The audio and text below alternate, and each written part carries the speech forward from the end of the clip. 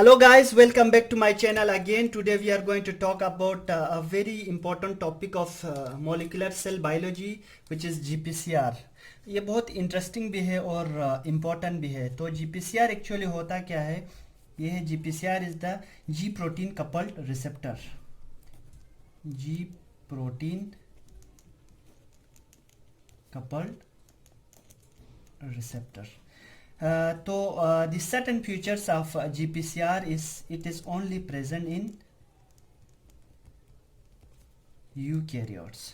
तो ये सिर्फ यूकैरियोटिक ऑर्गेनिज्म में ही पाया जाता है और दूसरे ऑर्गेनिज्म में GPCR नहीं होते हैं. तो the receptor is actually 7 transmembrane protein receptor. 7 transmembrane protein receptor. It's also called serpentine या हेप्टा हेलिकल रिसेप्टर भी कहते हैं. तो दोस्तों ये था GPCR के बारे में. तो दो GPCR में कुछ G प्रोटीन्स होते हैं. उनमें से G प्रोटीन्स जो हेटेरोट्राइमेरिक प्रोटीन्स होते हैं, हेटेरोट्राइमेरिक प्रोटीन होते हैं. अलग अलग 3 प्रोटीन होते हैं, वो बॉन्डेड फॉर्म में होते हैं. G अल्फ़ा, G बीटा और G गामा. सो ये GDP बॉन्ड होते हैं. ठीक है, ये भी आपको बता दिया. और 2 important concept is, one is ligand and second is receptor. तो हर लिगेंड के लिए एक स्पेसिफिक रिसेप्टर होता है, या हर रिसेप्टर के लिए एक स्पेसिफिक लिगेंड्स होता है. तो अक्सर लिगेंड्स क्या क्या होते हैं? लिगेंड्स हार्मोन हो सकते हैं, या कोई फेरोमोन्स हो सकते हैं, या कोई न्यूरो ट्रांसमीटर हो सकते हैं. ये क्या करते हैं? एक सिग्नल ट्रांसडक्शन पाथवे को क्या करते हैं? एक्टिवेट करते हैं. उसको हम क्या कहते हैं? लिगेंड्स, जो रिसेप्टर पर बाइंड होने की बात है. तो दोस्तों हम बात करते हैं अभी G प्रोटीन कपल्ड रिसेप्टर. इसको मैंने बोला है G प्रोटीन कपल्ड रिसेप्टर. सबसे पहले 2 इम्पोर्टेंट सिग्नल ट्रांसडक्शन पाथवे को एक्टिवेट करते हैं या पाथवे को मेंटेन करते हैं.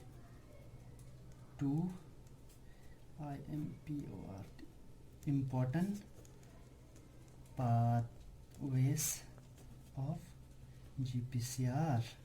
और पहला इसका जो पाथवे है वो क्या है? साइक्लिक एमपी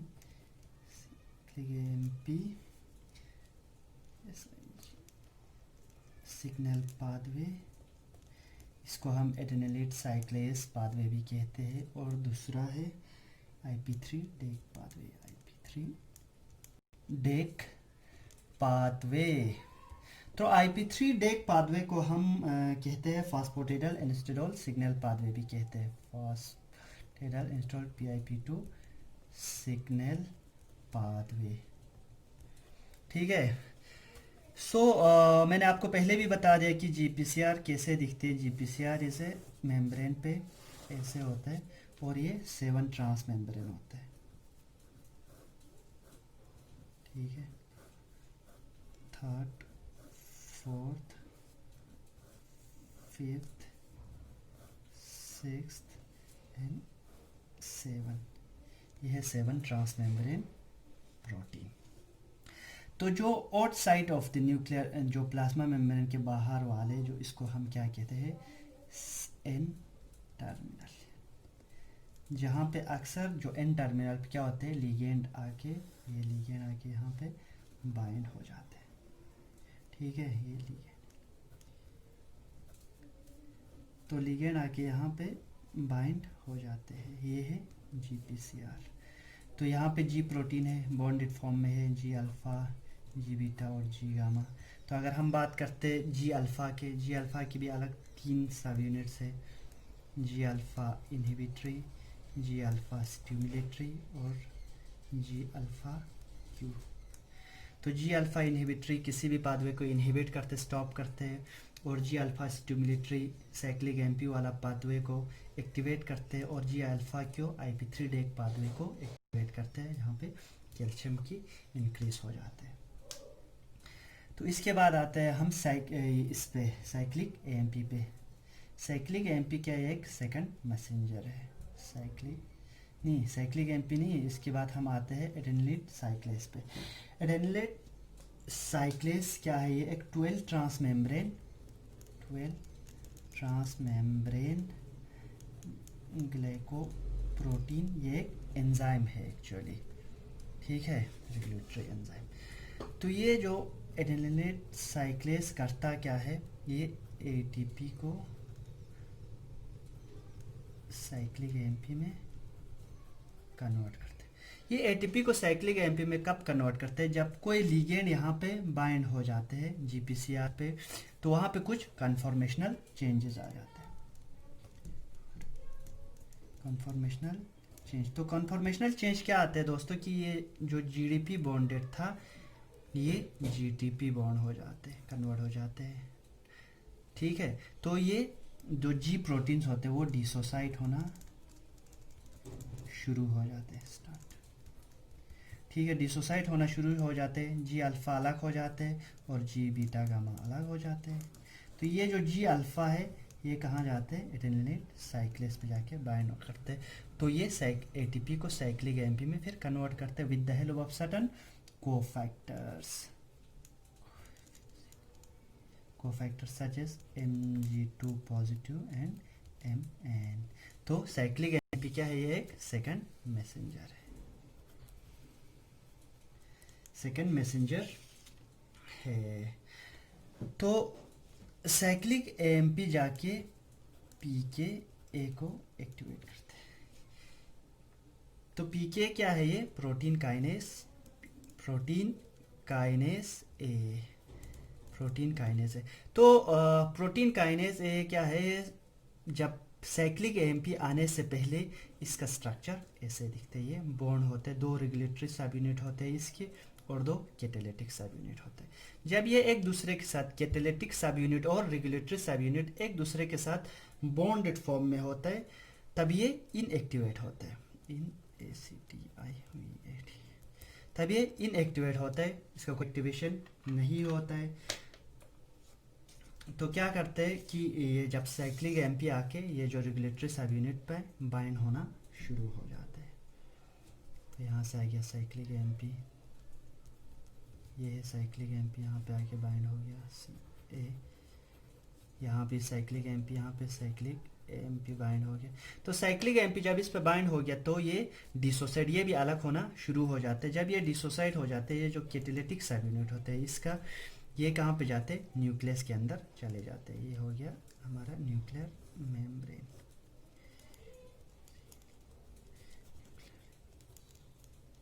तो न्यूक्लियस के अंदर कुछ प्रोटीन्स होते हैं अलग CREB करके, ये इनएक्टिवेटेड होता है। ये है cyclic AMP response element binding protein, cyclic AMP response element binding protein. तो ये जो कैटालिटिक सब यूनिट होते हैं PK का, ये इसको आके क्या करते हैं, फॉस्फोराइलेट करते हैं, ये क्योंकि ये काइनेस होता है, काइनेस हमेशा फॉस्फोराइलेशन करते हैं। तो ये भी एक्टिवेट हो जाते हैं। तो फिर ये DNA के पास एक स्पेसिफिक जगह होते हैं रेगुलेटरी साइट्स पे CRE करके, साइक्लिक एएमपी रिस्पॉन्स एलिमेंट। तो क्रैब यहाँ पे आके बाइंड हो जाते हैं और इसका ट्रांसक्रिप्शन होना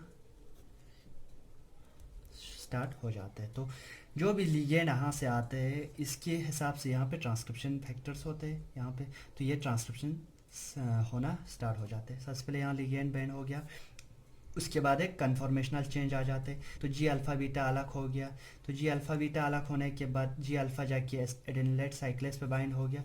तो वहाँ से साइक्लिक एटीपी को साइक्लिक एएमपी में कन्वर्ट किया with the help of 2 cofactors, और फिर PKA को एक्टिवेट किया। यहाँ जाके PKA क्या करते हैं, PKA जाके CREB को फॉस्फोरिलेट करके इसको एक्टिवेट करते हैं और CRE पे जाके बाइंड हो जाते हैं DNA पे, ठीक है, दिस द पाथवे। लेकिन इसको इनहिबिट कौन करते हैं, तो जो पी के यहाँ पे साइक्लिक एमपी पी के पे बाइंड हो गया। अगर ये कंटिन्यूअसली अगर बाइंड होते रहेगा तो वहाँ पे क्या हो जाएगा, कुछ डिसऑर्डर आना शुरू हो जाएगी। इसलिए यहाँ पे एक अलग एंजाइम आते हैं फॉस्फोडाइएस्टरेज।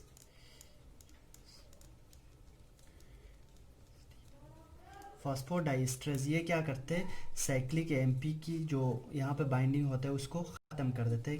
कैसे ख़त्म करते हैं, ये साइक्लिक एमपी को 5 एमपी में कन्वर्ट कर देते हैं, तो यहाँ पे बाइंड नहीं हो पाते, तो ये सिग्नल वहाँ पे स्टॉप हो जाते हैं। ठीक है, तो और दूसरा पाथवे ये हो गया first pathway cyclic MP signalling pathway, और दूसरा पाथवे हो गया IP3 डेक पाथवे।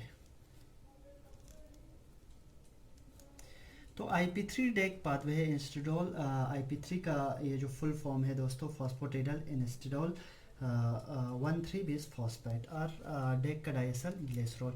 यहाँ पे होते हैं जी अल्फा क्यू का काम होता है। यहाँ पे सबसे पहले जी अल्फा क्यू आके किसको एक्टिवेट करते हैं, G alpha q activates PLC protein lipase C. ठीक है, फास्फोलाइपेज सी क्या करते हैं, जो लाइपेज एंजाइम होता है ये आके PIP2 को PIP2 का फुल फॉर्म है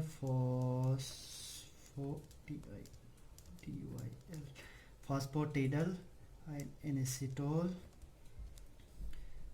4,5 बिसफॉस्फेट। ठीक है, ये इसको क्या करते हैं, हाइड्रोलाइज करते हैं,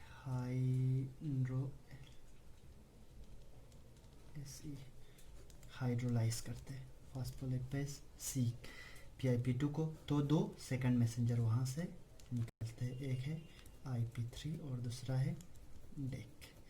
तो IP3 का मैंने आप लोगों को ऑलरेडी बता दिया कि इंस्टेडोल 1,4,5 ट्राईफॉस्फेट होता है। IP3 का फुल फॉर्म है इनएसिटोल 1,4,5 ट्राईफॉस्फेट।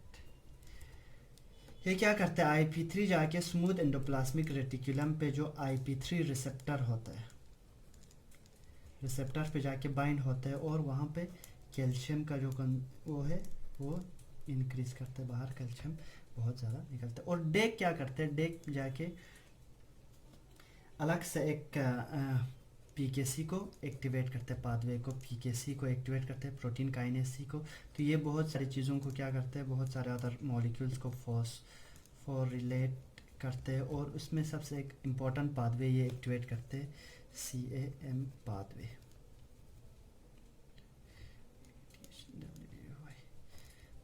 CAM पाथवे होते हैं कालमोडिलिन पाथवे। ये कालमोडिलिन पाथवे क्या करते हैं, ये भी कैल्शियम को इंक्रीज करने में मदद करते हैं। सो डेक और IP3 मिल के जो सेल में कैल्शियम की जो ज़रूरत होते है वहाँ पे कैल्शियम बहुत इंक्रीज करते हैं। फर्स्ट स्मूथ एंडोप्लाज्मिक रेटिकुलम या माइटोकॉन्ड्रिया से निकालते हैं IP3 की मदद से, और डेक कालमोडिलिन को एक्टिवेट करके निकालते हैं। So this was all about the GPCR। तो आप लोगों को GPCR के बारे में अब पता चल गया होगा। अगर क्वेश्चन रहते हैं उसमें you can ask me in the comment section, और सजेशन भी दे सकते हैं। Thank you so much for watching this.